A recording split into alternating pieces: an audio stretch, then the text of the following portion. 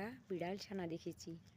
বিড়াল ছানাকে তার মা যখন এদিক ওদিক নিয়ে যায় মুখে করে, তখন বিড়াল ছানা কি ভয় পায়? ভয় পায় না। সে তখন তার মায়ের সঙ্গে আনন্দেই চলে যায়।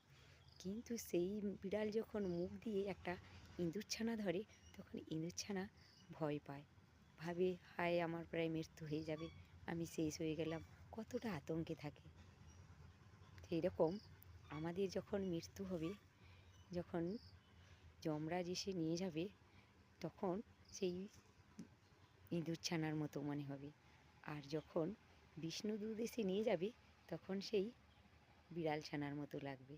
তাহলে কৃষ্ণ নাম করলে যদি আমাদের বিষ্ণুলোকে যে যাওয়ার রাস্তা হয়, তাহলে কেন আমরা যমলোকের জন্য এই মায়ায় পড়ে থেকে এই মায়া ভোগ করব, এই সংসারে ডুবে থাকবো? আমাদের সবার তো একটু ভগবানের স্মরণ করা উচিত, বলো? কৃষ্ণ নামে শোলা ডুবে, পাথর ভাসে জলে, কৃষ্ণ নাম নিলে পরে যাবে না বিফলে। তাহলে আমাদেরকে কৃষ্ণ নাম করা উচিত নয়, বলো? সারাদিন হাজার ব্যস্ততার মাঝে থাকলেও একটিবার অত্যন্ত কৃষ্ণ নাম সবার করা উচিত। কৃষ্ণ নামের যে কী মহিমা, যে নামে ডুবে থাকে সেই বোঝে।